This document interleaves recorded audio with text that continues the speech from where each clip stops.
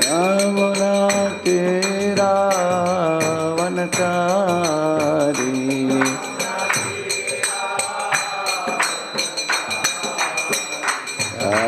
राधा माधवा कुंज विहारी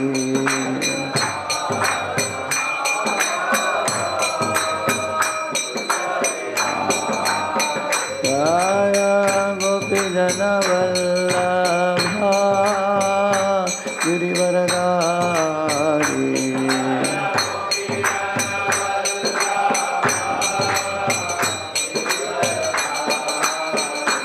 यशोदानंदन व्रज जन रंजन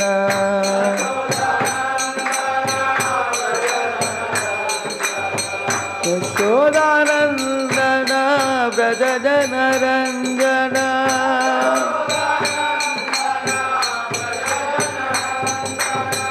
यमुना तीरा वनचारी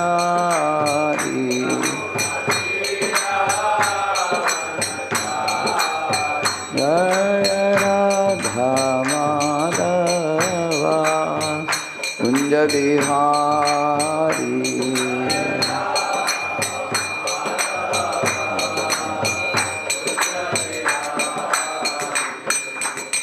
हरे कृष्णा कृष्ण कृष्णा हरे हरे हरे राम राम राम हरे हरे हरे कृष्णा कृष्ण कृष्ण हरे हरे हरे राम राम राम हरे कृष्णा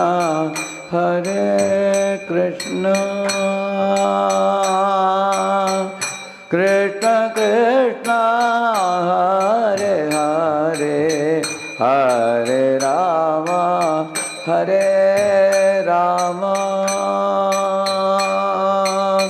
राम राम हरे हरे हरे कृष्णा हरे Krishna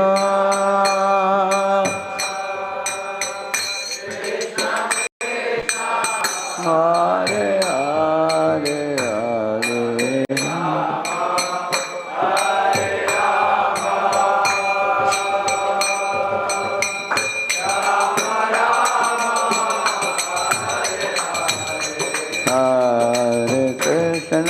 Hare Krishna, Krishna Krishna, Hare Hare, Hare Rama, Rama Rama, Hare Hare. Hare Krishna, Krishna Krishna,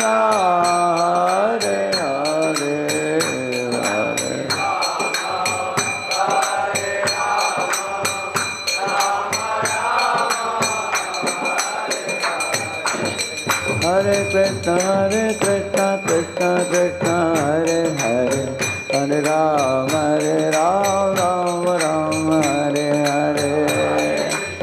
Hare Krishna, Krishna Krishna, Hare Hare, Hare Rama, Rama Hare Hare. Hare Krishna, Krishna Krishna, Hare Hare, Hare Rama, Rama Hare Hare. Hare Krishna, Krishna Krishna, Hare Hare, Hare Rama, Nitai Gauranga Jaya, Nitai Gauranga.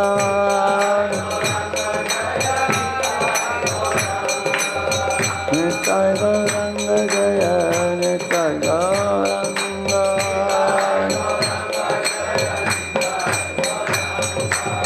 Jaya Jagannath Swami, Jaya Jagannath, Jaya Jagannath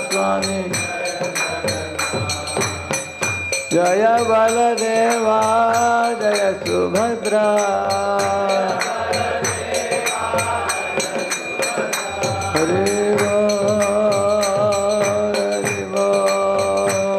Hari बोल तय गौरा हरि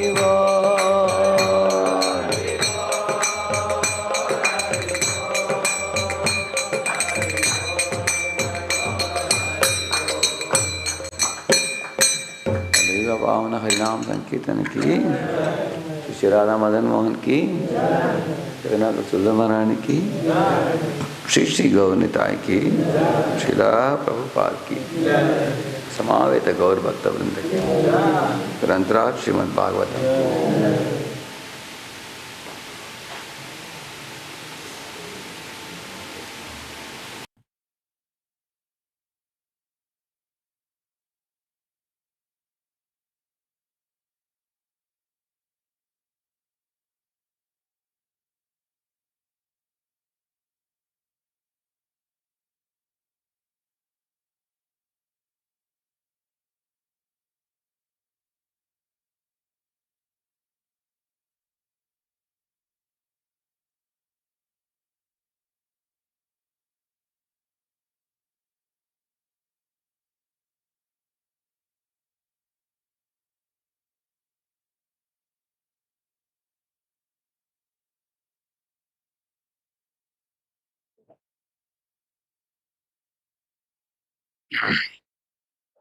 ओम अज्ञानतिमिरन्धस्य ज्ञानाञ्जनशलाकया चक्षुरुन्मीलितं येन तस्मै श्रीगुरवे नमः।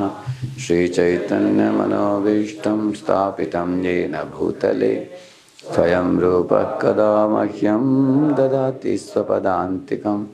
वन्देऽहं श्रीगुरो श्रीयुतापदकमलं श्रीगुरून् वैष्णवांश्च श्रीरूपं साग्रजातं सहगण रघुनाथान्वितं तं सजीवं साद्वैतं सावधूतं परिजनासहितं कृष्णचैतन्यदेवं श्रीराधा कृष्णपादान् सहगण ललिता श्रीविशाखान्वितांश्च नमो ॐ विष्णुपादाय कृष्णपृष्ठाय भूतले श्रीमते भक्तिवेदांत स्वामिन्निति नामिने। नमस्ते सारस्वते देवे गौरवाणी प्रचारिणे निर्विशेषा शून्यवादी पाश्चात्यदेशतारिणे। नमो महावदन्याय कृष्णप्रेमप्रदायते कृष्णाय कृष्णचैतन्यनाम्ने गौरत्विषे नमः। वाञ्छाकल्पतरुभ्यश्च कृपा सिन्धुभ्य एव च पतितानां पावनेभ्यो वैष्णवेभ्यो नमो नमः। जय श्री कृष्ण चैतन्य प्रभु नित्यानंद श्री अद्वैत गदाधर श्रीवासादि गौर भक्तवृंद। हरे कृष्णा कृष्णा कृष्णा हरे हरे, हरे Ram Ram Ram Hare Hare.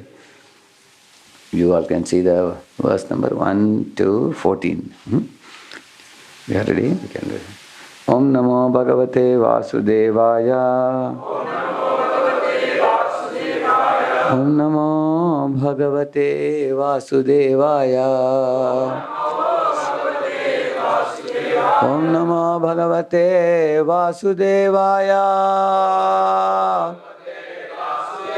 Narayanam Namaskritya Naram Chaiva Narottamam Devim Saraswatim Vyasam Tato Jayamudiraye Nashtaprayeshva Bhadreshu Nityam Bhagavata Sevaya Bhagavatyuttama Shloke Bhaktir Bhavati Naishtiki Krishnaya Vasudevaya Devaki Nandanaya Cha Nanda Gopakumaraya Govindaya Namo Namaha.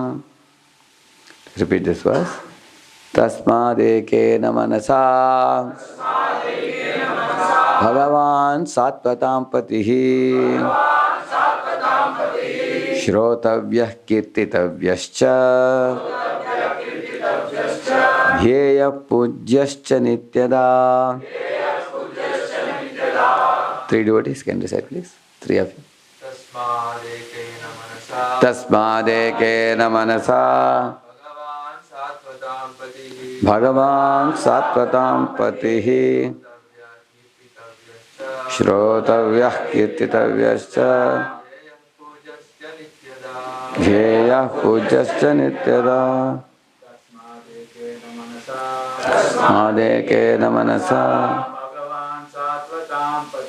Bhagavan Satvatam Patihi Shrotavya kirtitavyascha Shrotavya Kirtitavyascha Dhyeya pujascha nityada Jeyah Pujascha Nityada Tasmadekena manasa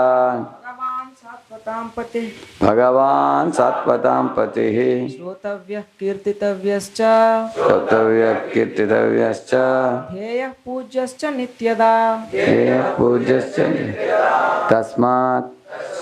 Therefore, Ekena, by one, Manasa, attention of the mind, Bhagavan, the personality of Godhead, Satpatam, of the devotees, Patihi, protector, Shrotabhyaha, is to be heard, Kirtitabhyaha, to be glorified, Cha, and Dhyeyaha, to be remembered, Pujyaha, to be worshipped, Cha, and Nityada, constantly. Another again read it, please. Translation. Purport. Yeah. Therefore, with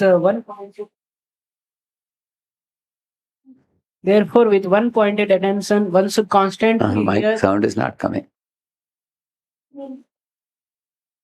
Therefore, with one pointed attention, one should constantly hear about, glorify, remember, and worship the personality of Godhead, who is the protector of the devotees. Is all of it. Therefore, with one pointed attention, one should constantly hear about, glorify, remember, and worship the personality of Godhead. Who is the protector of the devotees? So, what are the four activities you have to do? Hear about, glorify, remember, worship. So, first you Shrotavya, hear about. Then Kirtitavya, glorify with your mouth. Then remember. So, Shravanam, Kirtanam, Smaranam. It's easy to remember. Huh? Shrotavya, Kirtitavyascha, Smartavyascha. And then Pujyascha, Dhyaya or Pujya, both are worship, personality of Godhead. Hmm. Actually, the word Puja, Dhyaya, Bhaja, they are very, very deep words. In Hindi, we say manana. We say manana. Manana means to celebrate a person, means what? You do everything for that person. You are sold out to the person. Just like, for example, somebody is sold out to the company. You've seen that? They, for them, their company sometimes pays so well that these guys will be awake till night, 2 o'clock or 3 o'clock also. You can see that. And they will be traveling from one end of the globe to the other end of the globe also, on behalf of the company. Many times they will miss their lunchbox, they throw away the watch, isn't it? And for them, company becomes their pran. That's the life and so on. Later on, the company it takes them to Germany, London, America, and gets them trained up. When they come back, the company makes them unit head or something. Very, very big position. After that, the person is really, he will, sometimes even at the cost of his health, of getting massive heart attack, still he will work hard. You will see that. So, somebody who is devoted to work, totally, that is actually like worship. Worshipping the instruction, or bhaja, or dhyaya, puja, that kind of thing used. Therefore, many times in Sanskrit words, they are very difficult to translate because they carry a lot of meaning many times. With the protector of the devotee, Satvatampati. Okay, please read the purport. If realization of the absolute truth is the ultimate aim of life, it must be carried out by all means in any one of the above mentioned castes. No, no, no. It's not. Sound is not good. If realization of the absolute truth is the ultimate aim of life, it must be carried out by all means, he says. If realization of the absolute truth is the ultimate aim of life, if you know that this is the ultimate aim, then at any cost it should be done. Yeah, go ahead. In any one of the above mentioned caste and order of life, the four processes, namely glorifying, hearing, remembering, and worshipping, are general occupations. Without these principles of life, no one can exist. Activities of the living being involve engagements in these four different principles of life. Especially in modern society, all activities are more or less dependent on hearing and glorifying. Anyone from any social status becomes a well known man in human society within a very short time if he is simply glorified truly or falsely in the daily newspapers. Sometimes political leaders of a particular party are also advertised by newspaper propaganda. And by such a method of glorification, an insignificant man becomes an important man within no time. But such propaganda by false glorification of an unqualified person cannot bring about any good, either for the particular man or for the society. There may be some temporary reactions to such propaganda, but there are no permanent effects. Therefore, such activities are a waste of time. The actual object of glorification is the Supreme Personality of Godhead, who has created everything manifested before us. We have broadly discussed this fact in our comments on the Janmadi Asya shloka at the beginning of the Bhagavatam. The tendency to glorify others or hear others must be turned to the real object of glorification, the Supreme Being, and that will bring happiness. Yeah. Hare Krishna. So, the essential point in this purport is Hare Krishna. What? This went off. Huh? Yes. What is one point Prabhupada is making here? Anybody? You can summarize in one line what he says in the entire, without seeing. Yeah, you can summarize. Let us hear from him. Then we can. Yeah. Yeah. Yeah. Prabhupada mentioned that about any person, if we hear and glorify him regularly, then he becomes popular in no time. He gave the example of politicians. Correct. He Okay. is glorified in newspapers. Okay. Yes, thank you. And then behind Mandar. So he is saying here the tendency which we have to glorify others or to glorify us like that. So we have to devote that tendency to Supreme Personality of Godhead. Okay. And then, same point. Correct. So the highlight point here is that there is an innate nature in the living entity for hero worship. There is an innate nature, every living being. You will always see, as soon as there is a group of people, there will be a leader. You will always see that. Like there is a group of some dogs, there will be some dog leader will be there. You will see that. Similarly, there is a group, like you see in the train, sometimes people go on trips. You have seen that? Picnic or something. You will definitely see that there is one fellow showing them direction. Hey, everybody get in, everybody get out. You know, and then he arranges for the food and everything. There's a coordinator, there's a leader. So it is not just there's an official coordinator. There may be official coordinator, but there's an inspirer also. An inspirer need not always be official coordinator. For example, when people go on a picnic, there's somebody lining up the children and putting them in the train and then taking them out of the train, arranging the food and all that. But there is some teacher whom they are very inspired by, correct or not? Isn't it?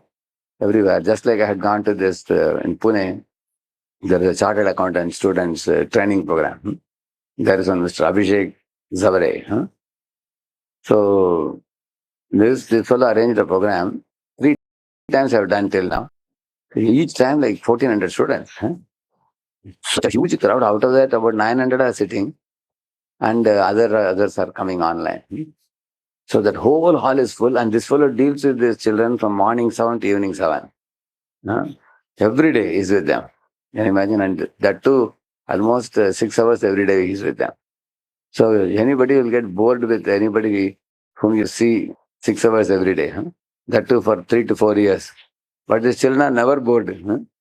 As soon as I praised the Zavare sir, I was telling that, you see, if you have any doubts about chartered accountancy, your hero is Zavare sir. Immediately so much cheer and clapping hand, whistling and everybody. So, which means actually they see him as a role model. Correct? No? They have attraction. They see him as a role model. They see that, oh, he's accomplished personality, and he comes from a family where 1970s, his grandfather was also a chartered accountant teacher. Now his father was also in the same line. Now he also has taken the same line. So he has a passion for teaching. And he wants to see the children get values, morals, character, spirituality. So he calls us, and we connected with him, and we go regularly. He also comes to temple. So in the same, so there is a nature for hero worship in people. People adore and admire somebody. That's why he's saying. Then they like to hear about that person. Then they glorify the person. Then they remember the person as a role model. They appreciate.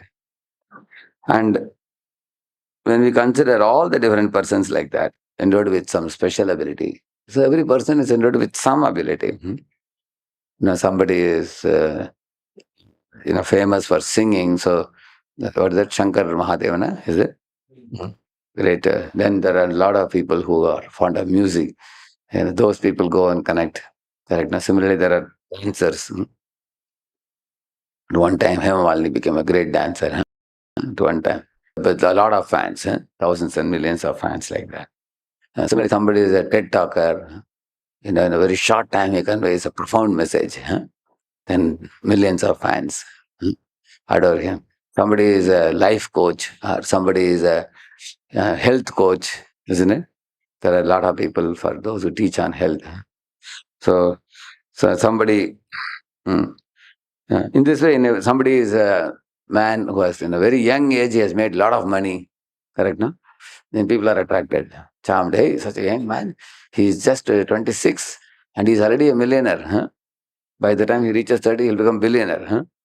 So many people are attracted. They respect him in their mind and heart, and big crowd of people go to see him and get autographs from him, and take snapshots with him and photos with him, everything.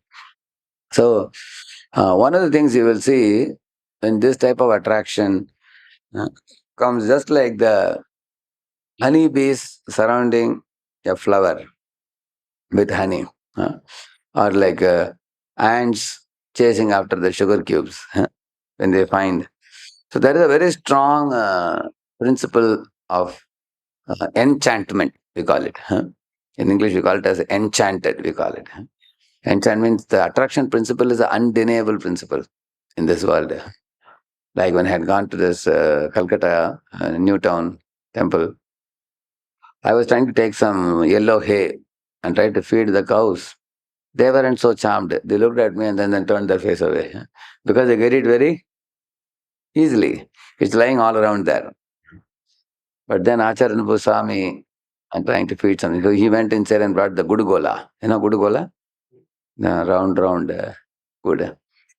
Then when I brought that, all the cows came running and they were pushing one another and competing to get that. Yeah, they were snatching from my hand. I was afraid they would swallow my fingers also. They were like putting their tongue out and swallowing. Of course, I gave them, the Nasan told me, Prabhuji, don't give them more than one or two. It's not good for them to eat too much good. Good is not good. Too much if you eat too much. Just give them one each, he told me. So I gave, but they were trying to get more like this. Because there is very strong attraction. There's a very strong attraction principle. So there is that kind of intense attraction for eating. Similarly, there's an intense attraction for beauty. there is an intense attraction for any of these other opulences which I told you. Somebody is very intelligent. Somebody is having some cultural trait of dancing or singing or speaking and things like that. So in this world, people are charmed by food, or people are charmed by another living entity who performs something extraordinary. So where is this kind of innate attraction principle coming from in the jiva? And where is that originally coming from? One goes to the root of it. That is coming from the attraction for the all attractive personality of Godhead.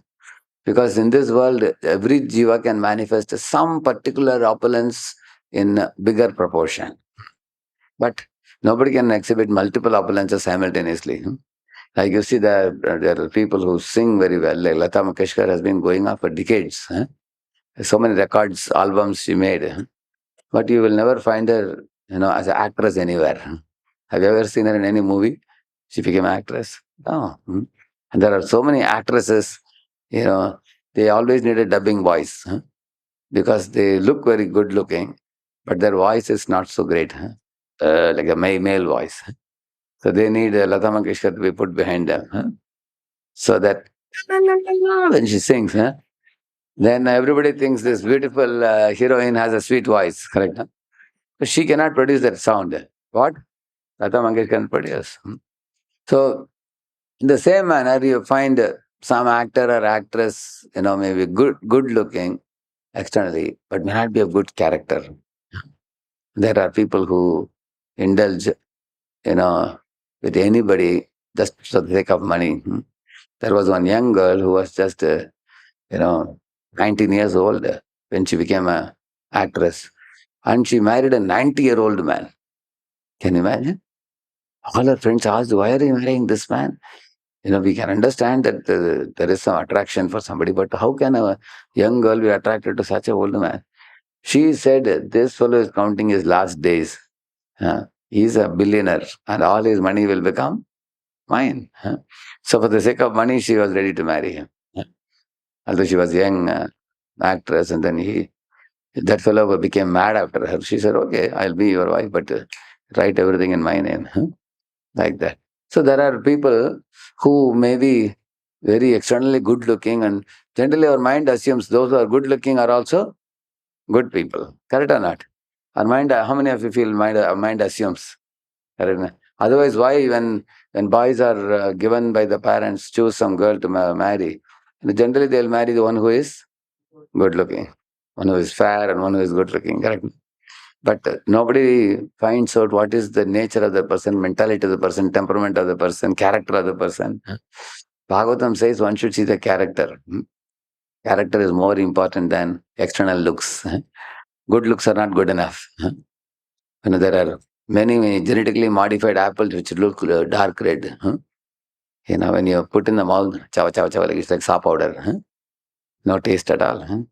So therefore, when we see somebody has good looks but no character or no sweet voice, but there is one personality in whom all the good qualities simultaneously coexist, and that is the Supreme Personality of Godhead. Like for example, he is also handsome looking. So much description is given about his, Kandarpa Koti Kamaniya Vishesha Shobham, isn't it? And not only that, his voice is sweet because he is the origin of all sweet voices, of the voices of the cuckoos and the peacocks and the parrots. So if they have sweet voices, because they have actually drawn from him. So, and Mama Teja Amsha Sambhava, he says. Anybody in this world possesses some opulence, it's only a small spark of mine, he says. And in the same manner, when it comes to wealth, wealth means he is not Lakpati or Karudapati. Prabhupada says, in this world also, even if somebody is richest man on earth, he can never say that all the wealth of all the earth belongs to me. He cannot say that. Of course, he possesses great wealth, but others' wealth is not his wealth. Whereas when it comes to Krishna, he has Ashtalakshmi. Recently, we were discussing about Ashtalakshmi. There is Adi Lakshmi. Then there is a Santana Lakshmi. There is a Vidya Lakshmi. There is a Gaja Lakshmi. Then there is a Virya Lakshmi, Veera Lakshmi. Then there is a Vidya Lakshmi. And then there is a Vijay Lakshmi. Correct, no? So there are 8 types of Lakshmis. So Adi Lakshmi actually is the first one who gives spiritual strength and inspiration to the sadhakas. And similarly, Gajalakshmi gives animals like cows, buffaloes, and elephants and horses for the warriors like Kshatriyas. By the Gajalakshmi. Santan Lakshmi gives healthy children to the Dampatis, Grihasthas, so those who aspire to have a pious child, to raise a child. Santan Lakshmi. Vidya Lakshmi gives the acumen in education, and intelligence, and willpower. She gives like that. Similarly, the Veera Lakshmi, she gives valor, chivalrous nature, courage in battle to those who have to face, and also those who wish to face the challenges in life, because life throws so many challenges at us, isn't it? Yeah. And Vijaya Lakshmi, she gives ultimate victory. It is said there was one king, Ranar. So he was a worshipper of this Vijaya Lakshmi. So he prayed to her for wealth, but she didn't give him anything. She prayed and prayed and prayed, did meditation for a long time. And then at one point of time, not getting anything from her, he became very frustrated completely. And then he decided that, because nothing is coming, so he developed detachment completely from all that is material. And when she observed detachment in him, then she provided a lot of wealth. So now that he obtained so much wealth in a detached platform, he used it all in Lord's service after that. So that is a victory Lakshmi. So now all these Lakshmis are at the feet of Narayana, Supreme Lord. And all are his Shaktis.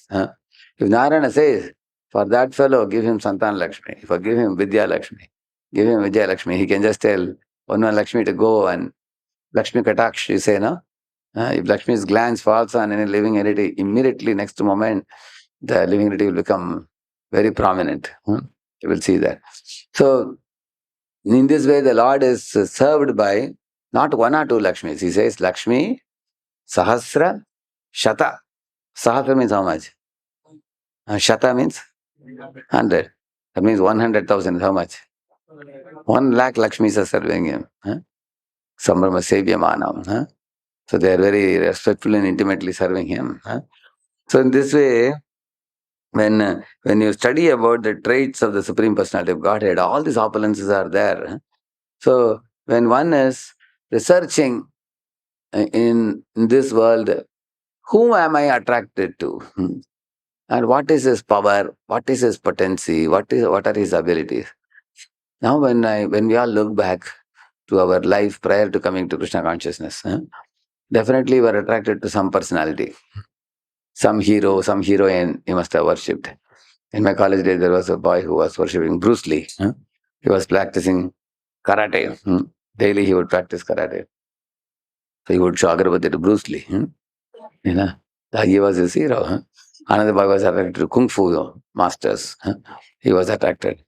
If you go to somebody's room, they have a big poster of some actress or actor, somebody like that. Everybody has some hero, heroine to worship. But the Bhagavatam here it says, one has to seriously consider whether the hero whom I have chosen, is he the worthy hero to worship? Is it, am I intelligent enough? That's why he says in the beginning, if you see in the purport here, Prabhupada says, if realization of absolute truth is the ultimate aim of life, it must be carried out by all means. For example, if a boy has made up his mind that entering IIT is the goal of life, it must be carried out by all means. So that is why the parents also ask the children to start studying at 7th standard only. Correct, no? You will see that 7th, 8th, 9th, 10th, 11th, 12th, children slog like anything, to get into IIT somehow or other. In the same manner, if your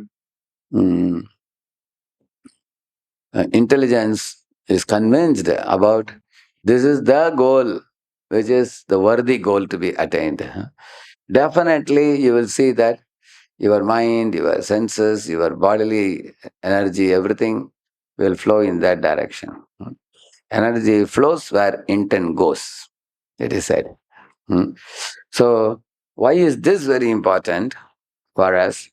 Because there are many things we do externally because we are supposed to do. But deep within our system, our intelligence has already made up itself a plan that this is the worthy pursuit for me and this is what I am going to work hard for. It's already made up the mind. For example, there are people who think going to America is the ultimate goal of life. Correct or not? Huh? And taking green card and settling there is the goal of life. Huh? And having a big IT job and making a big money is the goal of life. Huh? So whatever your intelligence has ascertained as ultimate goal, it dictates to you. You are going to group your energies, your skill sets, your endeavors, your pursuits, everything around it. It's going to flow with that. You will see that. And that is why if sometimes when we take to Krishna consciousness, if Krishna consciousness is very superficial, if it is not very deep, the reason is because our intelligence has already made it up that this is, so it has some other goal. Uh, Krishna consciousness is not the goal. For example, there are boys for whom they have already made up their mind to chase after a girl they want to marry. So even if sometimes relatives beat them up also, still they try, correct na? They got beaten up, they broke their hand or leg, still they try because they have developed madness. Correct or not?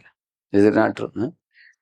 And sometimes they've killed also. Sometimes relatives see that, oh, from our caste, our girl is a higher caste and he's a lower caste and they got registered marriage, finish both of them. Sometimes people do that. Sometimes such couples even like Romeo and Juliet and Antony and Cleopatra, you hear such kinds of people sometimes commit suicide also, correct or not? That means the intensity of attraction and the intensity of fixity and the intensity of ascertainment of that wrong goal is so strong and deep rooted, they are ready to lay down their life itself. What do you think about Osama bin Laden or such kinds of live bombs, for example? Those who become live bombs because their uh, you know so-called religious teachers or whatever, they have told them that if you do this task, you will go to heaven, and in heaven you will get many, many beautiful women to enjoy. You will eat nice foods. You will live for 1 million years. So it's very similar to heavenly planets, correct? No? You get apsaras, you get long duration of life, you get a handsome body because you are doing it for our God. So that this particular person, you have to finish him by becoming a live bomb. People are becoming, correct or not? Because they have become fixed up in that so-called goal, foolish goal, erratic goal. But their intelligence has become fixed up in that. That's why they become a live bomb and go and lay down their life. So if people are ready to lay down their life for a foolish proposal, foolish pursuit, how much more one can think about it if one can ascertain what is a worthy pursuit in life.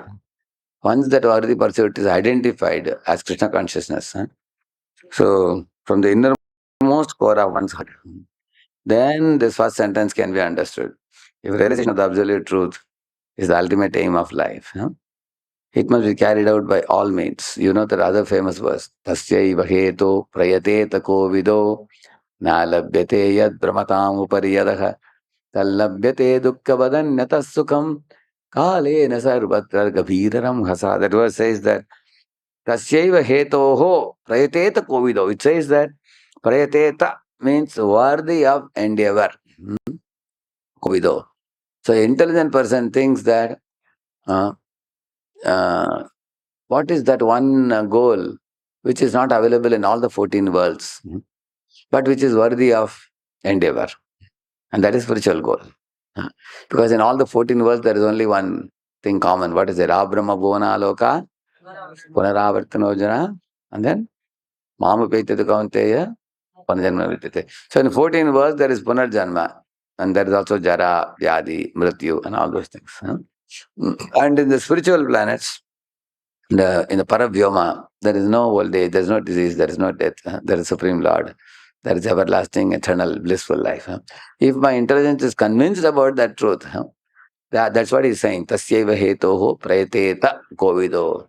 It's a worthy pursuit, worthy of endeavor. But intelligence of the conditioned souls is not able to reach that point. And what is short of that goal is America. In our heavenly planets. Short of heavenly planets is America. And short of America is in India itself more affluent life. Like that. But all these are sub goals which are material goals. And these material goals are all perishable goals, which most living entities make up their mind to do.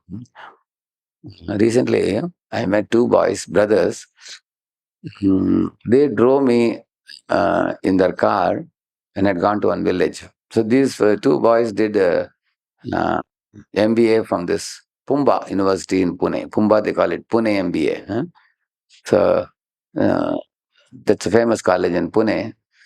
And they were very meritorious. They got a top rank also.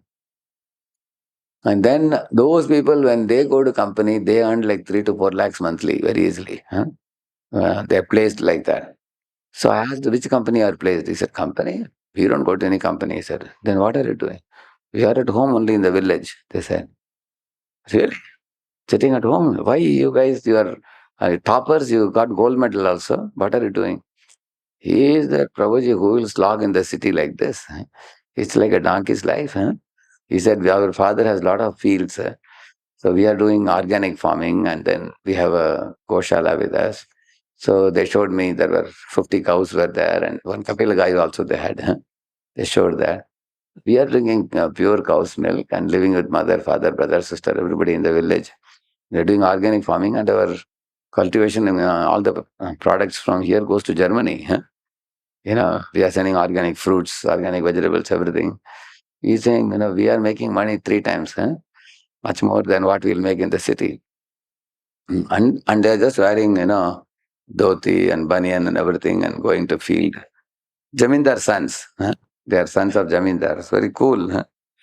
Now I asked, your colleagues and friends, are they not, criticizing you? He said, who cares?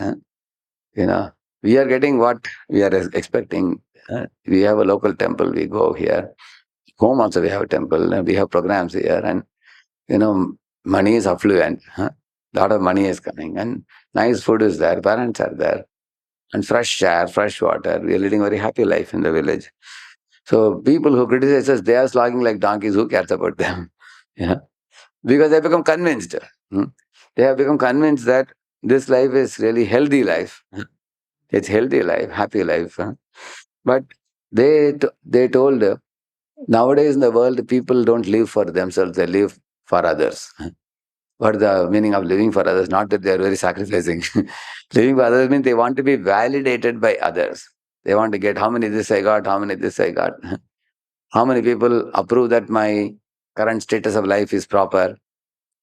He said none of our friends liked when we did this because we are college toppers. Very coolly spending time in the village. All of them are clocking in big multinational companies. They want us to be like them, but who cares?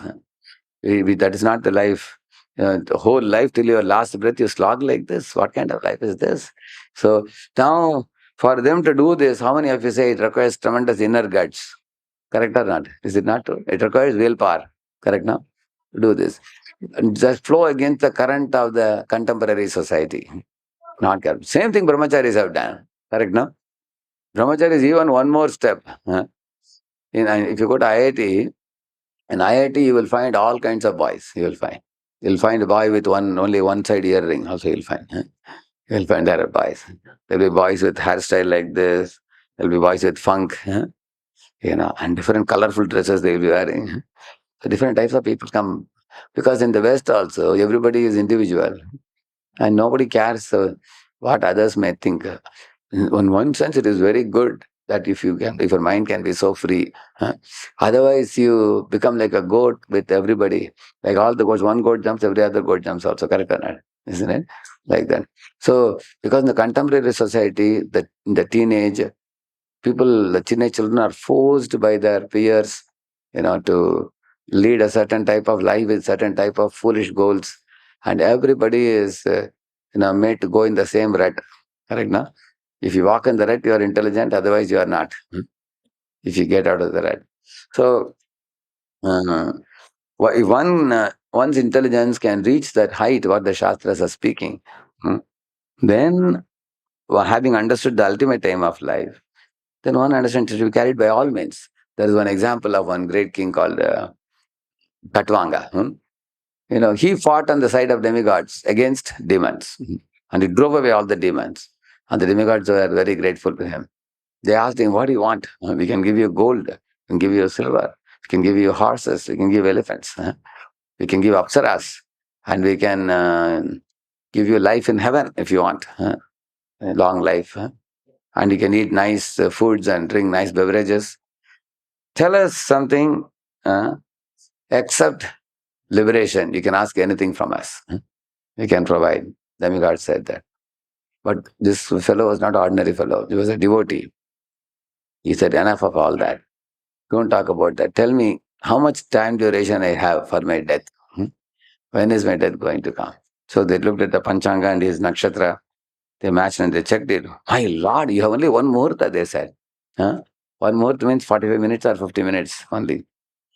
And this king didn't speak a word. Immediately he flew from the heaven to earth. He came. He went to his palace into puja room, chanted the holy names, and went back to Godhead. Immediately. So he's a very smart fellow. Why is smart? Because it seems that he has cultivated devotion service when he was a young boy like all of you. He must have practiced. Because imagine if demigods are promising you, you can get Ramba, Urvashi, Menaka, you can get Nandanandan gardens, you can get an Amritam to drink, you can get a big plate of food in the heavenly food, very opulent food, and you can get long duration of life. Who will not be allured? But he was not allured because he knew that none of this can satisfy the soul. These are all temporary, perishable pleasures. He was fully convinced. So, something similar you read in the Nachiketas also. When you read the Nachiketas, the small boy, he was so intelligent even at that young age. One day his father, Vajasravas was his name.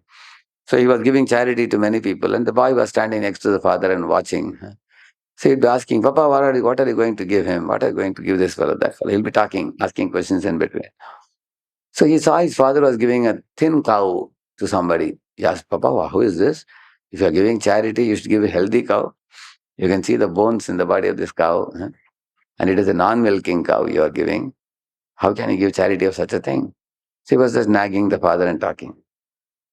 As he was asking many questions, so he asked the father that, "Papa, you're giving everything away to people. Will you give me also away?" He asked. Father said, "Yeah, I will give you away to Yamadutas." Like that his father said. "Don't disturb. Shut up. Keep quiet." And as soon as he said that, immediately two Yamadutas joined the queue. Huh? Because in Vedic time, people are so truthful. And then both two of them, they came. So as soon as they came in the line, the king was shocked. "Who are you and why have you come?" They said, "We are Yamadutas. Just now you spelled out. Therefore it is said you should never speak apashabda." When you speak apashabda means erratic maldiction, improper speech, because it can become true. So they said, "You promised that you are going to give your boy, therefore we have come." So the king felt very sad. And he had the only son and he had to give him away. So he gave them to him because he had to keep the promise. He gave. So they took the boy to Yamaloka. But then at that time, Yama was out of station. So he waited, the boy waited. When Yamaraj came after 3 days, he told the boy, "Hey Nachiketas, since I am late, 3 days I kept you waiting. So my servants have brought you here. Tell me if I can give you any benedictions." So the first benediction he asked, "Return me back to my father and let my father forget this exchange that happened so that My father can live happily with me. Like that he said. Yamaraj said, very intelligent boy. Okay, I will do that. But second boon, what do you want? He said, I have heard that there are heavenly planets which are actually very affluent and, and there the devatas have many abilities. Like, for example, to fly, to disappear from one place and reappear in another place. Isn't it? They can do many things like that.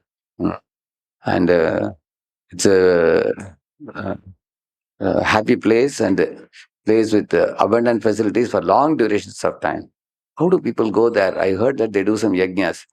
Yamaraj made him sit and meditate to make a yajna kund and taught him how the mantra should be chanted. He told about the ascending to heaven. Then he asked, what is the third question you want? Nachiketa said, you see, any pious Brahman in this world should perform such yajnas, which is actually an offering to Vishnu, Lord Hari. One should do that. Going to heaven is another thing. But one should do this. Yajnadana tapaseva pavanani manishinam, he says. Yajnadana tapas should not be given, one should do it. But I want to get an answer to one very, very important question, Nachiketa said. I've heard that there is a place which is beyond this world, which is free from thirst, hunger, or sorrow, or old age, or disease, or death. And I've heard about that. I always was curious to know where is that place, who goes there, what is the eligibility criteria. If you can tell me these things, he said, I'll be very grateful. So then Yamaraj said, my dear boy, even the demigods don't know much information about it. Even the demigods can't understand, although demigods live long duration of life. That is a very, very difficult, abstract, difficult subject matter. Instead, you tell me, I can give you horses, elephants, chariots, gold, silver, fair maiden. I can give you sons and daughters, and I can give you vast pieces of earth to rule, and you can rule for long, long years.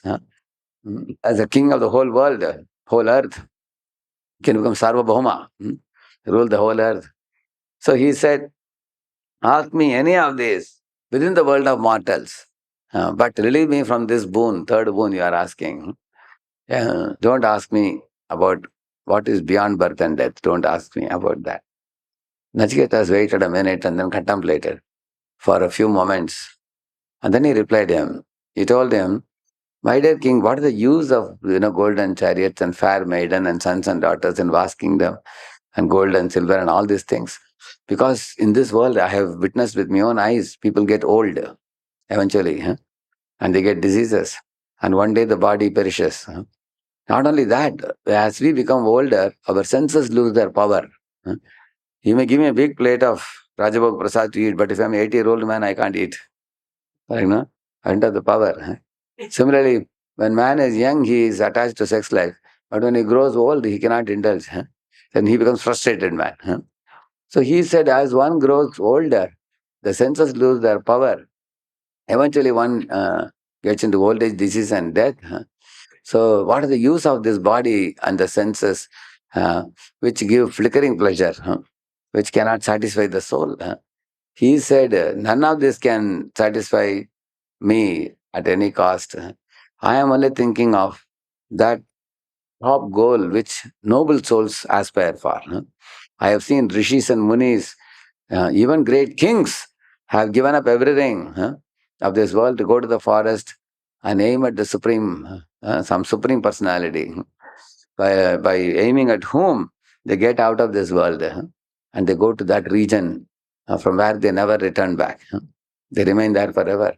So I want to know only about that, he said.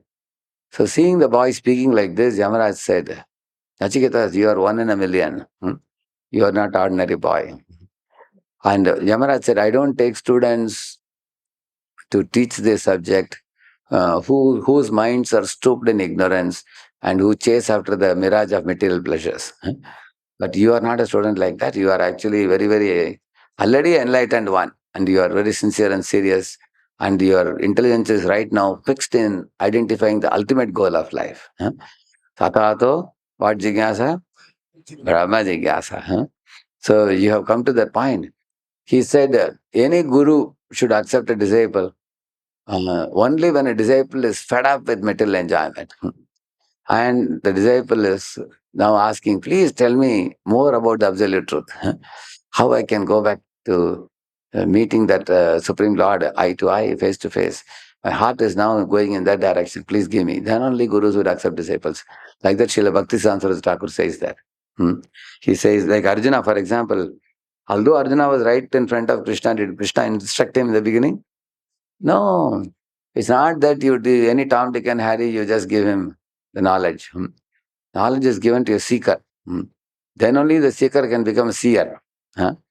So it's not given, because there is a saying in English, do not throw pearls to swine. You heard that?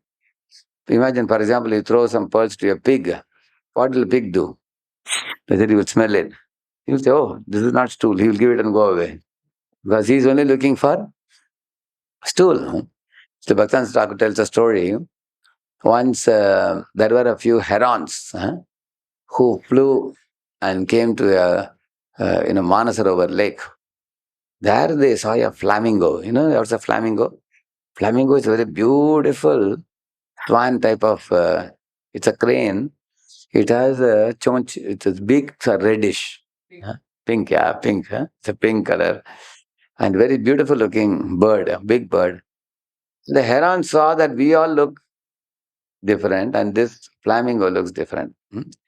So, of course, the flamingo was flying, but the flamingo encountered this herons. These herons are also like a crane type of creature, but very dirty creatures. They live in the muddy bank of rivers where they catch fishes. That kind of. So they were all eating fish at the time, and they saw the flamingo. They asked, "Hey, who is this fellow who looks different from us?" They were going round and round and asking and discussing amongst themselves. And they asked him, "Where are you from?" They asked him. And he said, "I am from Manasarovar Lake," he said. How does that lake look like? I said, "Oh, it's a very beautiful place. Very serene and very calm, very nice." And then they asked, "Do you also get crabs and fishes to eat?" They asked, he said, "No, no, I'm a vegetarian. I don't touch all that. I only drink milk and I only eat fruits." He said, all of them laughed among themselves. "Hey, what type of life is this? Get lost." They said, and flamingo flew away. So, Bhaksan Thakur tells a story, and then he says, people generally, when you talk about spiritual subject matter, the first thing they want to find out, is there any sense gratification for me? Or they talk about social service. They talk about any things of this material world. But if something of the material world doesn't match and spiritual world is, something very extraordinary, then they are not interested to hear about it. So those who are not interested, they cannot pursue this path. But those who are intelligent and they understand the material world is upside down tree. In upside down tree, where do you find it? Only in reflection of water. If you find a mango tree in the water, what is that mango tree? Reflection tree. If you dive deep, will you get the mango? You can see the mango, but you cannot get the mango. It's only a reflection. So once you are convinced about it, then you will search for the real tree.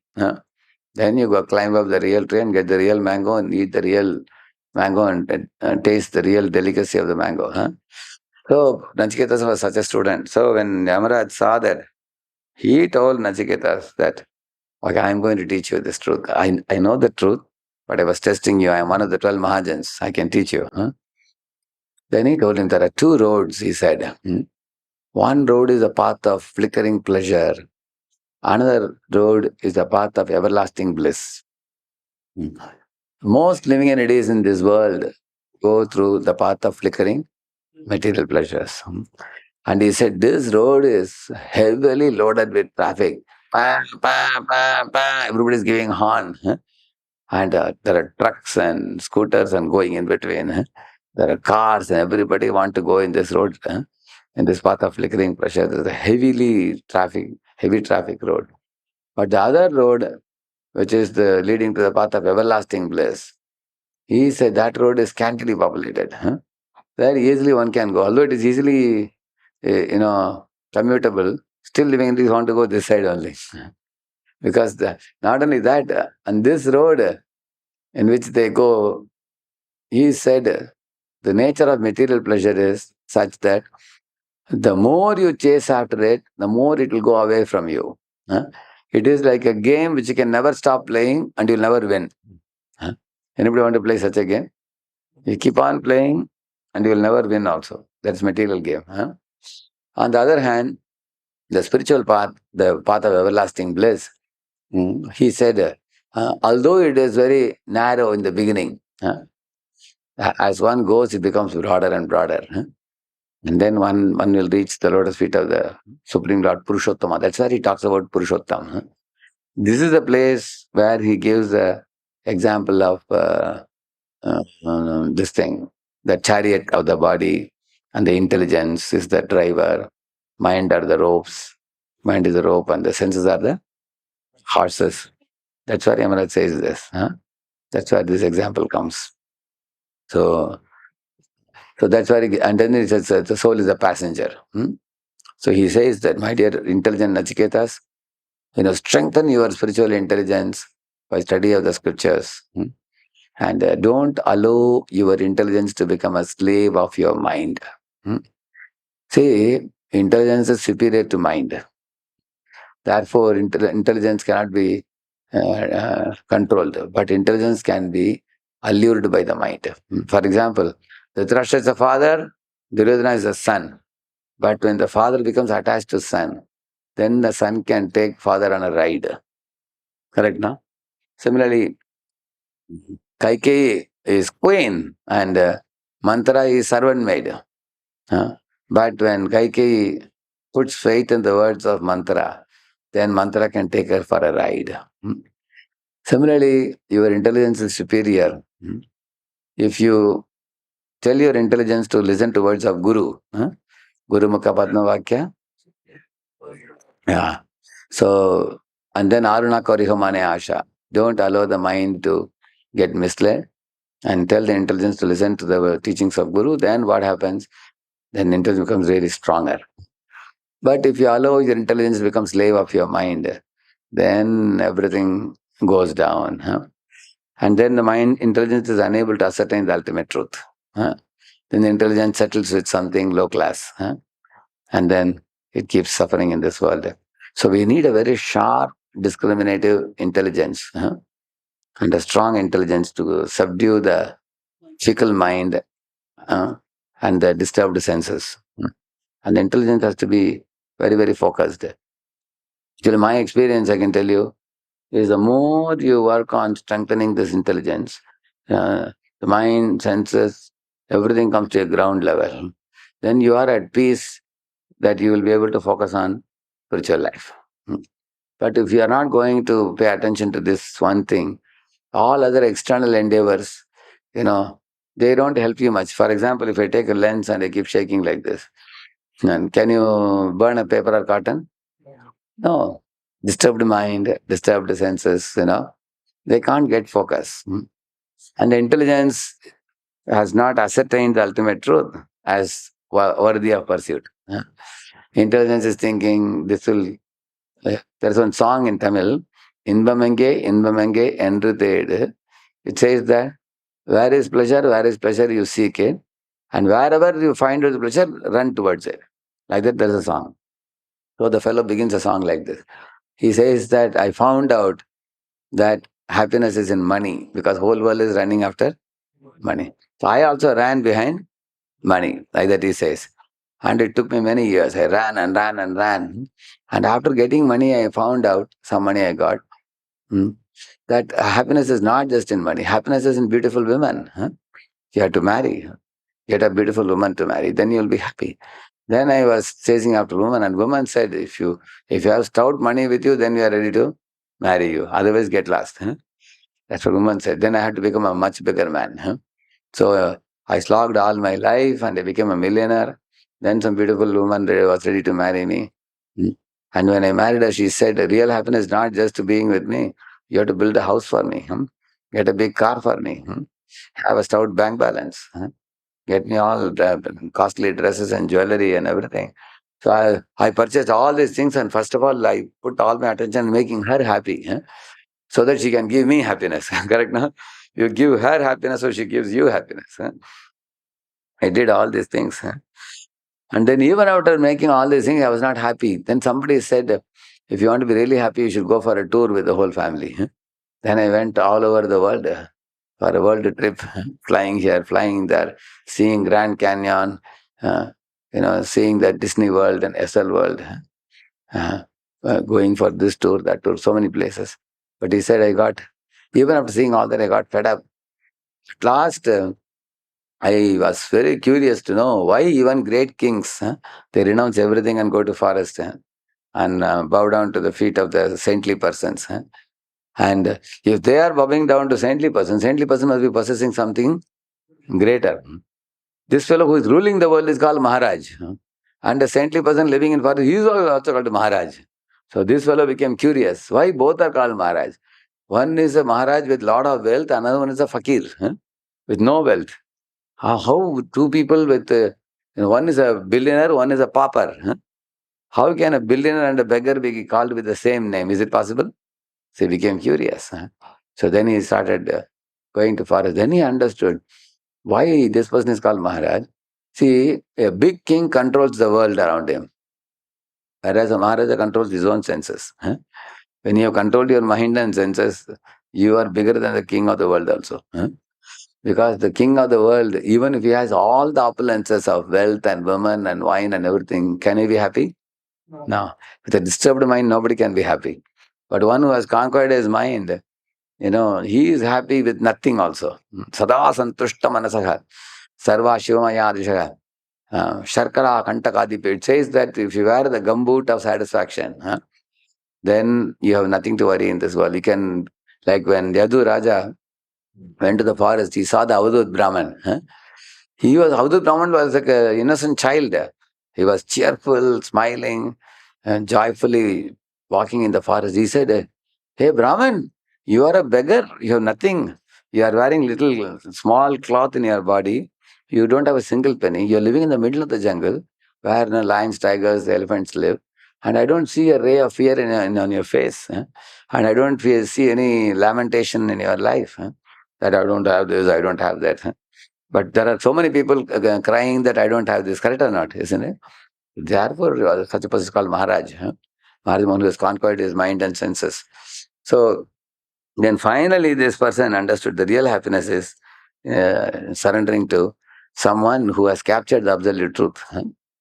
So then he attained real happiness. So this is a song where he is in the pursuit of happiness. Correct? No? So, and Nachiketas as a small boy, he was very sharply intelligent and having the discriminative ability. He could actually hold on to the right goal of life. So, if realization of the absolute truth is the ultimate aim of life, it must be carried out by all means, which means, one should hear about it, one should glorify it, one should remember, one should worship. That should become the central object for us. Even if you have all type of occupations, for example, mm, somebody may be a householder. Even a householder may, actually there are people give excuses saying that I am a householder, I can't do that. But therefore I was giving example of the Sachin Prabhu, correct? No? The Sachin Prabhu in our ISKCON, Abid's Hyderabad temple, he is very convinced about one thing, that the holy name should be spreaded as much as possible everywhere. So he arranges Harinam Sankirtan in a market yard. But every day morning, he is the one who accompanies Vishwakirti Prabhu. This Sachin Prabhu is a young man, he is married, he has a wife and one daughter and one son. But you will find him, he's a businessman in market yard, he also has a business. But every morning you will see he takes out 1 hour for this. That means he has ascertained that spreading the holy name is very important. Similarly, how many of you heard about Mahotsaha Prabhu? You have heard. Correct, no? Yeah. So he is in ISKCON Atlanta. One of the disciples is Bhakti Vikas Maharaj. So he is one of the biggest book distributors. In one day, he distributed something like, more than 2,000 Bhagavatam sets, 2,000. Correct? Yeah, 50 Bhagavatam sets. I think number of books, 55 multiplied by 18. 55 multiplied by 18, it comes to how much? So apart from that, in one day he distributed 5,000 plus. Uh, Of it, 55 were Bhagavatam sets, all were to Americans, non-Indian. Non-Indians, and nothing was sponsored. That's very important. Hand to hand. Hand to hand. He stands outside shopping malls, and he goes to crowded places, convinces people. 5,000 books is written one day. So that means this fellow is convinced that, books should reach the people. Correct, no? So somebody is convinced holy name should reach the people. Similarly, Gaurang Prabhu is convinced that prasadam should reach people. Although he's a very great scholar in the Shastra, vastly learned, but he is deeply convinced in the heart that, prasadam can do the magic. So he started the mega kitchen, correct, no? He got award and all for that. In Yatra time, you find him wearing a apron and cooking himself. He's convinced that a good prasadam should be fed to the devotees. If devotees are satisfied, prasad, they will bless you and you will attain perfection. They will attain happiness. So ultimately, you will see that there are devotees whose hearts and intelligences have become deeply convinced about a spiritual principle. And once the conviction comes, and they have nothing to look back to anything else. They can just march ahead in spiritual life, cut, cut, cut, cut, cut. They can go ahead without any hesitation. And they have nothing material which is attracting them. Other material things become very feeble in this world. And this is like the rocket velocity, that escape velocity, 11 kilometers per second.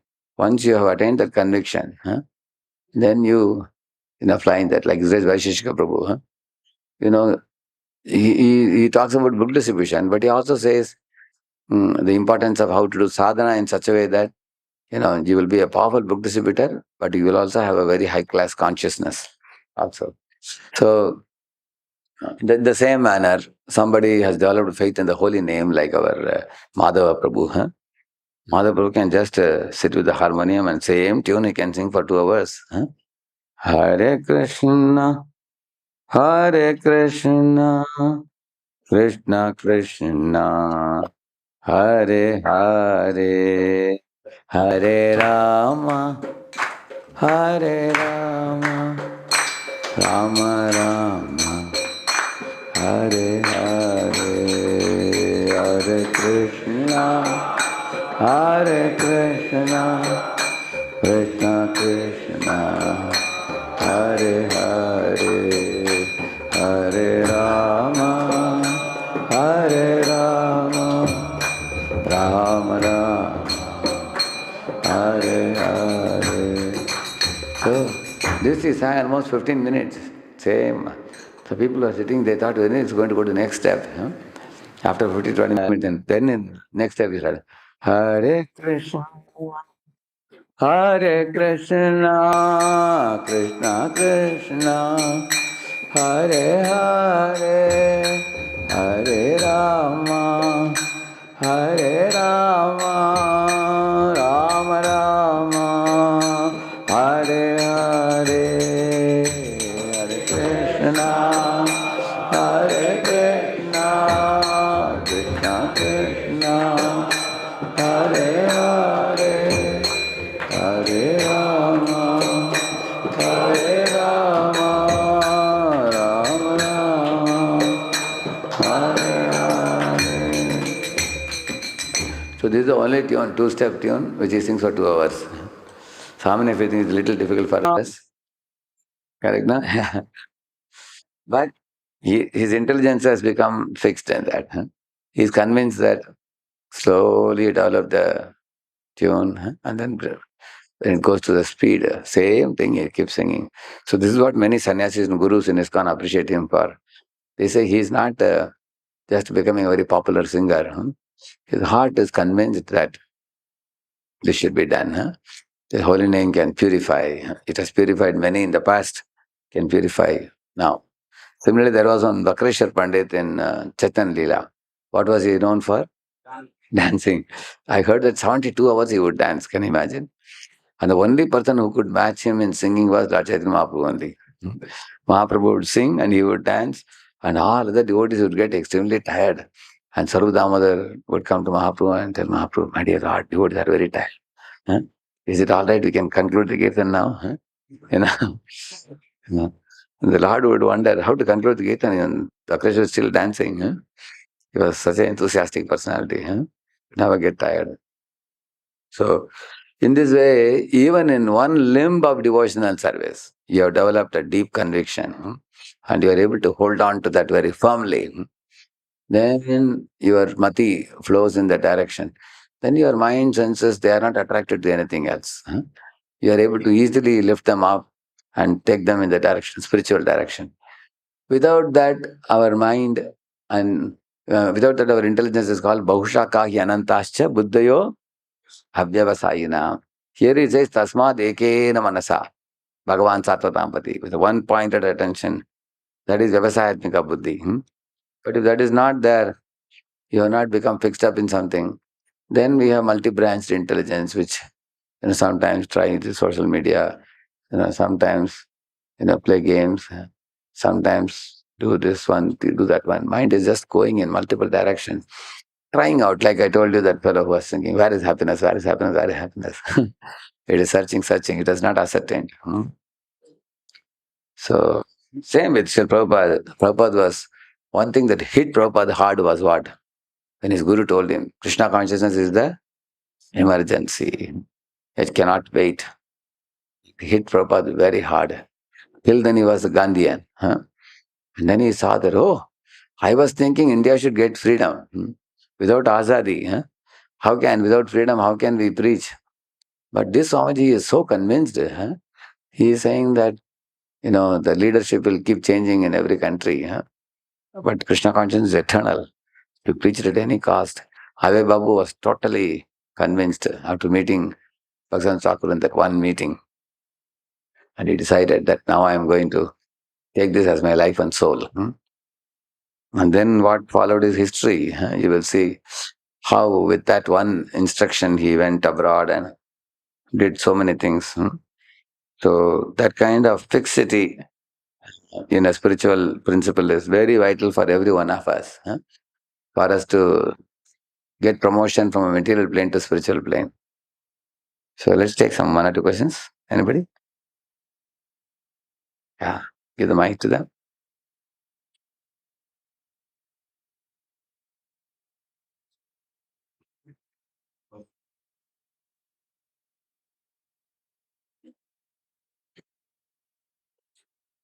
Or you can use this one. Hare Krishna. Thank you so much, Prabhuji, for the class. Prabhuji, I had a question regarding remembering, quality of remembering. So, is it just that we have to wait, go on doing Shravanam Kirtan and then it will come? Or is it some cultivable thing that we can also try? Oh, it has to be cultivated. It will not just come. See, for example, do you eat prasadam because you are supposed to eat, you eat, or you would like to eat tasty prasad? Let us ask all the devotees. How many of you would like to eat tasty prasad? See, everybody is handing it. How many of you eat because you are supposed to eat? Do you do that? Because some cooks have a fragrant hand. You have seen that?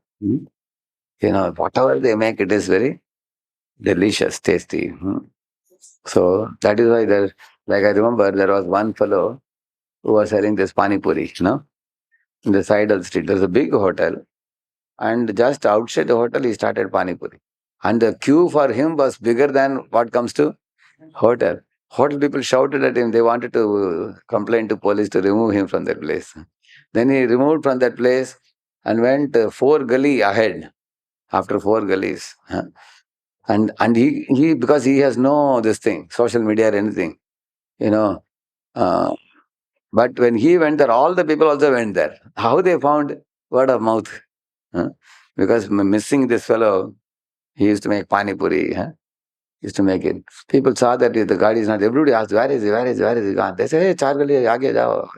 Then the whole crowd went there. Because the hand is like that. He makes such a So people's tongue has become addicted to that. Now they cannot give up. So in the same manner, you will see, we eat for taste. Nobody, it's not that we eat just because we have to fill up the belly. Is it not true? Similarly, Shastric study should be done with great relish. If there is no relish in that, then progress also is minimal. So the study of the Shastra should either it should kindle thinking, wow, I just read this one sentence. And this was ringing in my ears many days. I thought I should speak somewhere about this. And today I spoke it. You know, what I read, just only one sentence I read now, correct now? He says that the tasma dekyana manasa, and that purport we read one sentence now, right now. If realization of absolute truth is the ultimate aim of life, it must be carried out by all means. It's a beautiful sentence it is. Yes, it's really worth putting our body, mind, words, soul, everything. So there is a contemplative study, which is you study slowly and thoughtfully by contemplating, reflecting. How does it apply to my life? How does it apply to the life of other people? You know, and also bring other examples from other Purana scriptures to match this. Like, just like I gave a class now on this one sentence. In the same manner, now I am speaking now. You can, in the same manner, think aloud, contemplatively. So we call it as a contemplation, reflection, plan of action. Three things we can do. Contemplation means what does this mean, you know, and how does it apply to my life and others' life, and compare this with another phenomenon. For example, you can compare Dhruva with Hiranyakashipu's penance, Dhruva's penance. Similarly, Ajamila is looking at some dirty scene, and Narada is looking at Nalakur Manigrave. Both are dirty scenes. But Narada is not falling down, Ajamila is falling. Why? You should ask the question, why? Because Narada is a pure devotee. Ajamila was not. So he fell. So what about me? I am also not a pure devotee, so I can also fall. Like Ajamila fell. So how I can avoid falling? Then I should take shelter of the holy name, which Ajamila did not have. Therefore, holy name is very important for me. Like this, mind has to keep on, that is called contemplation. How does it apply to me, apply to others, compare, contrast, evaluate, analyze, think. So what you read a paragraph, and like I told you, after the reading purport, I asked you, what is the main theme that is being covered here? Two themes are there. One is what we discussed, and the another one is about the propensity is there in all living entities for hero worship. That is another point. So I covered both of them. So the enchanting principle, attraction principle, correct now? So in this way, contemplate on it. And reflection means what? Reflection means you go to flashback in your own life. Like Ajamila did that. Ajamila did. So from reflection came repentance. Correct now? So same with deer also. Bharat Maharaj deer. He also did reflection. Alas, I was a king. I came to Punyaranyam forest to become a devotee. But now I have ended up becoming a deer. Aho kashtam. He said, what a loss. So he reflected and shed tears. So reflection led to repentance. So, and then after that, Ajamila, like for example, after reflection, he made a plan of action. What is it? I'll go to Haridwar. I'll stay in a Vishnu temple. I'll take a bath in Ganges. I'll associate with saintly persons. I'll read Gita Bhagavatam. I'll worship Vishnu. And I will not commit any sin. And I will simply become a well-wisher of all living entities. So he made many plans of action. And he executed those plans. Correct, no? Then he became a great soul. A fallen soul became a great soul. Same thing with the deer also. He said, now that I have fallen into a deer's body, what all I will do? I will eat only dry grass, so that I don't become plumpy and do sense gratification. And I will also leave my native place because parents will pamper me, relatives will pamper me. I will go to a Tapovanam, where Palhashrama, where rishis and munis live. So I can get saintly association there. Like that he thought. So he made a plan for going back to Godhead. That is plan of action. Then he became Jadavakta and then went back. So do this contemplation, reflection, plan of action. Then the study will become very enlivening. Correct now? Otherwise the study can become mechanical. We are supposed to do Prabhupada book reading. Supposed to do. Nobody says, I am supposed to eat festival prasad. That's what I am eating. Who will eat like that? After fasting till noon, people are just waiting. 12 o'clock, before the clock ticks 12, people are with the plate ready. You know, already Mahaprasad, they go when they started at 11:57 only. You know, we are so calculative, isn't it? Mm. Yeah? Ah.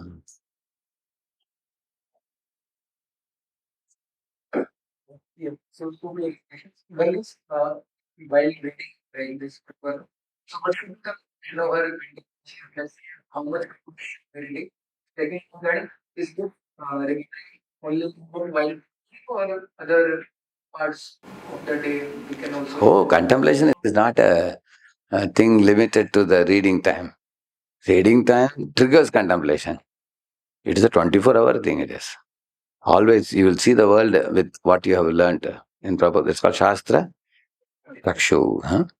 And that is how, as the mind becomes filled with spiritual vibrations, when you start seeing the world with spiritual eyes, then afterward the sense gratification propensities go far away.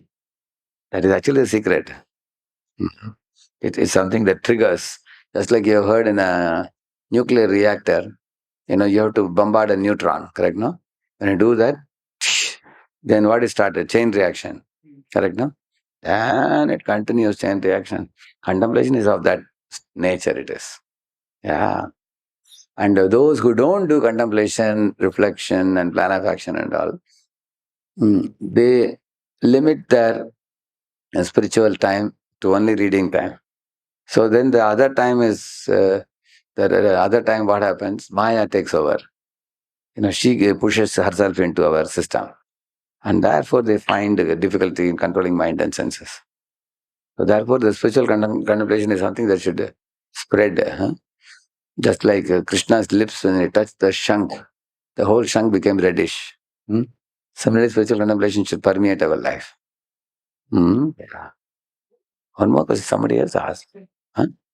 Proportion of reading. Oh, actually, when I go in the train, sometimes I will read like 2-3 pages, for example, in about 1 hour. Maybe 3-4 pages in 1 hour. Whenever I read like that. And there are different methods of reading. First, what we should do, any book you take, first go through it very fast. Very fast. Just to know what is where, how the book is. And then you can keep a pencil or pen, whichever area you think that's very deep and very important information, so you just star mark.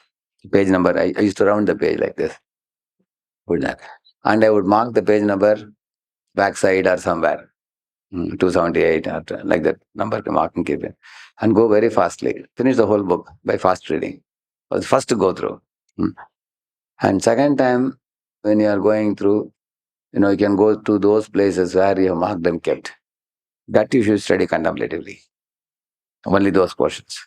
Other portions are details, like, this king married that woman and then they begot 4 children. And then the 4 children, they married this one and they begot 8 children, Hosanna. You don't have to contemplatively read it. That's just information. Correct, no? Either you can do.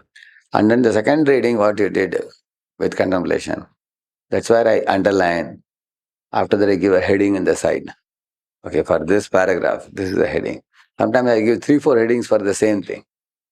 We can give, because the same theme can be spoken. You were there in this one, Raja Sarga Virakshane. We are speaking in the voice preachers meeting. And they were not there. No? It's only brahmacharis are there. Okay. So when I spoke in Abhij, I was speaking in one angle, and then I spoke another angle. So sometimes one theme can have 3-4 headings. And we can put them in index. back side of the book.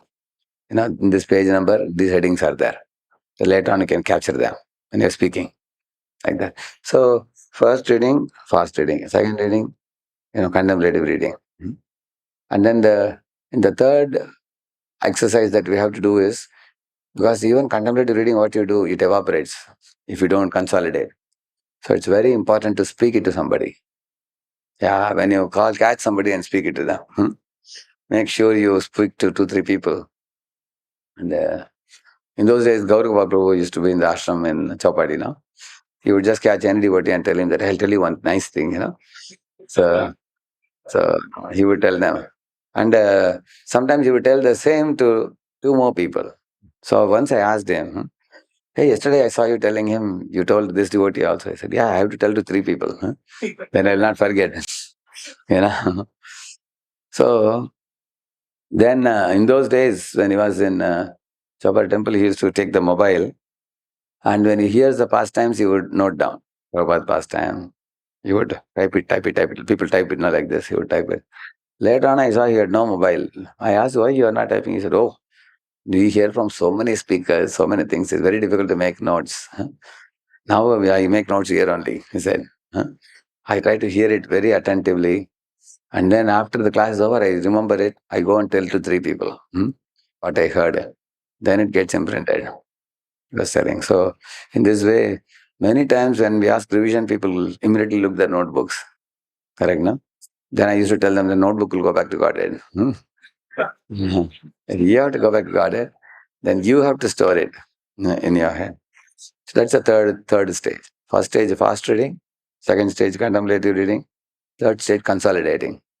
And then the book becomes yours. You don't need to take the whole book, only the important portions. Just like a honeybee, doesn't carry the whole bush. It carries only honey. The saragrahi. Take what is very important. And then you can leave the bush. You don't need the whole thing. Clear? Yeah. Yeah. So one question I have was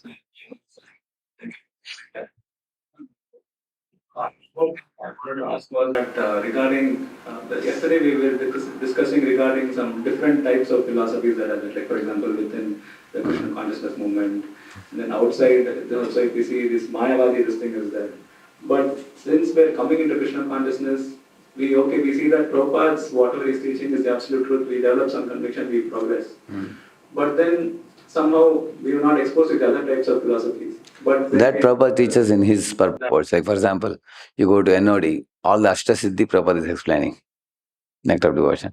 Similarly, go to Sarvabhattacharya Deliverance and Prakash Answer's Deliverance. All Mayavadi will come to know. Prabhupada is Mayavadi, what all they say, elaborately. And then what is the answer of Lord Chaitanya? You'll see that. You can easily learn.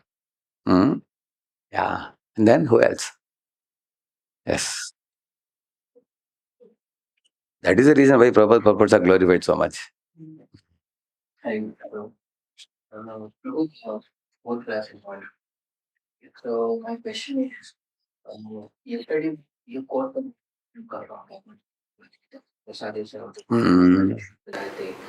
So today we I can relate this shloka to here to today's class, that unless and until we have sharp intelligence, we cannot give up all this material mistakes and all.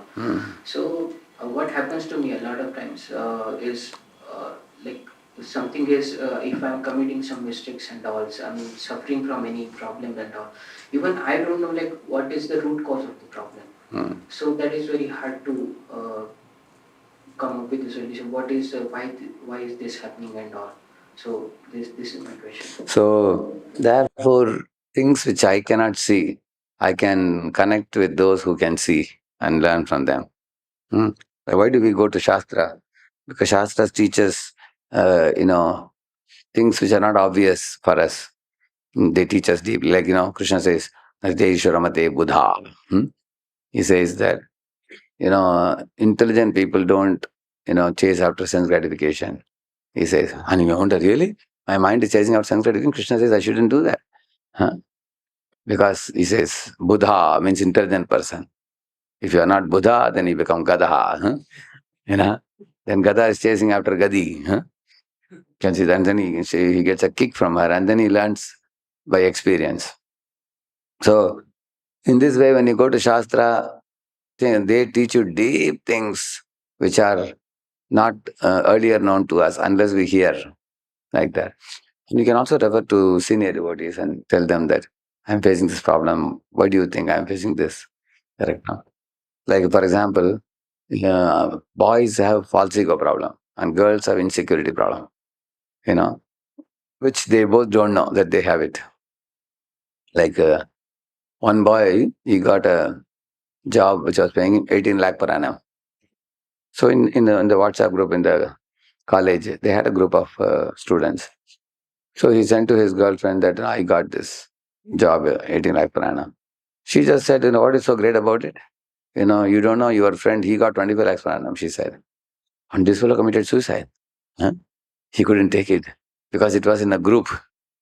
Huh? So he thought that, oh, my fiance, she has spoiled my good name amongst my friends. She has ridiculed me. Huh? He couldn't take it.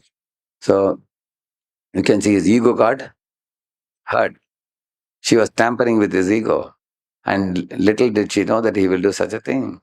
Correct, no? Similarly, the women, they feel insecurity. For example, Kritadyuti got a Harsha child.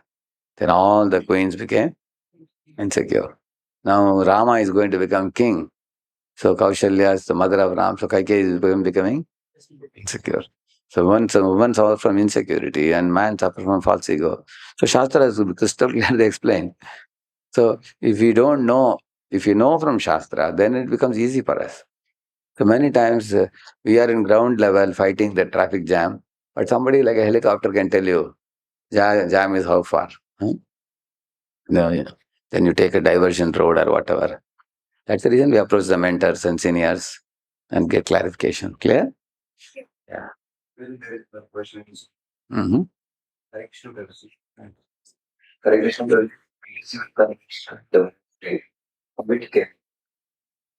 Oh, right. So in my school days, I had a group of spiritual friends, and everybody would bring different books: Aurobindo, Vivekananda, Ramakrishna, Shivananda, different organization books. And our main question was, what are these impurities in our heart, like lust, anger, and greed? In my 7th standard, that was the time I remember very clearly. I became philosophically very serious. And why these lower natures are dragging us, pulling us? How to rise above them? So when we bring discussions on these things, then we understood that you're not the body, you're the soul, and you have a mind. And then these things are the whole we are put into this world. And then, so that was one of the things that inspired me to go deep in the Shastra to understand how to rise above the lower nature and stay pure and stable in the higher nature. So I studied many books like that. Another thing that really charmed me was in my when I was a very small boy, my mother used to take me to this bhajane madam. Bhajane madam is a place where they would do bhajan, kirtana, and many Krishna songs they would sing. They would dance also. They would sing and dance. Very beautiful songs. So Radhe Radhe Govinda Govinda Radhe, like that they would sing. Radhe Govinda Vrindavana Chandra. They would play instruments also very nicely.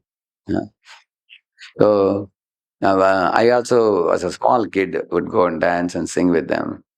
So at that time, I developed a great attraction for personality of Ram and Krishna, both of them. So then in my school days, 5th, 6th standard, once when I was going going to the school, I saw one beautiful garden with a Krishna deity there, Krishna Murti standing, just like in Pune temple, we have the Kaliya Krishna, no? Krishna dancing on Kaliya.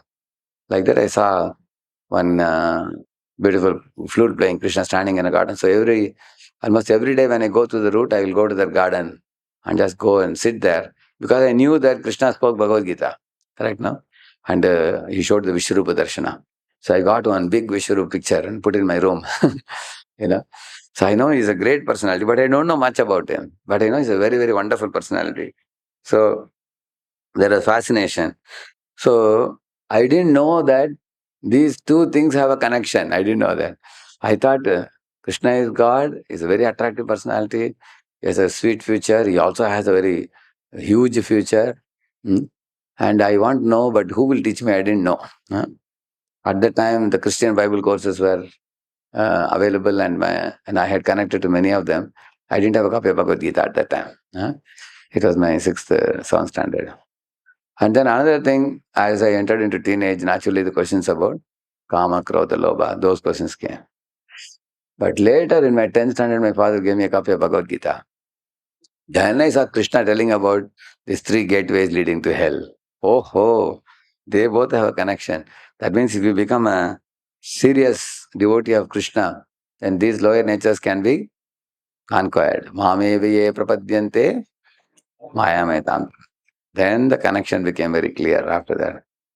Then I understood, oh, here is a secret how the great devotees of God, they are so cheerful, so happy. Much before that, in my third or fourth standard, I used to see one Sri Vaishnava with a big tilak.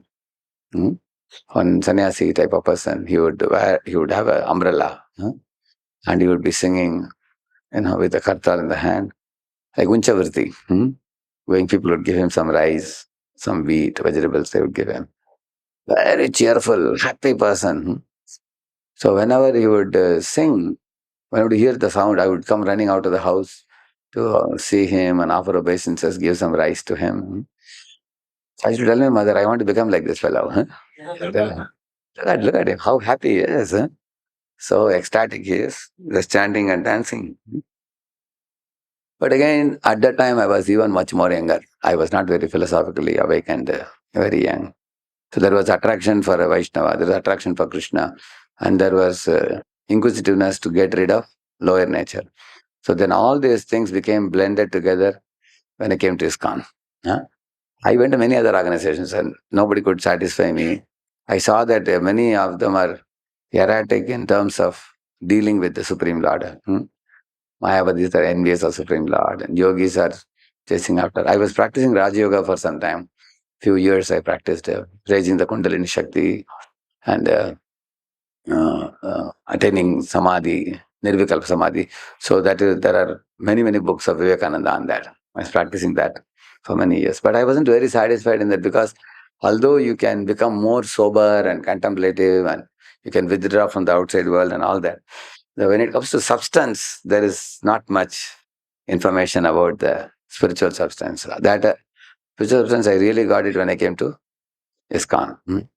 Where Prabhupada really Vastava Vastu, he captured Radha Krishna, the main thing, the real original substance. Once I got it, then I could immediately connect with it. Yeah. So my heart is, where is my heart? If you ask me about what is my greatest conviction, my greatest conviction is love for Krishna. Love for Krishna is the only thing that can satisfy us, and one should put one's all energy, mind, senses, intelligence in that direction of awakening that love, following in the footsteps of Srimati Radharani and the Acharyas, the way they have engaged. So, and once that love is awakened, nothing in this world is of any meaning to us. Everything is insignificant. Yeah. Now, what is the time? Now we have to conclude. Shri Prabhupada ki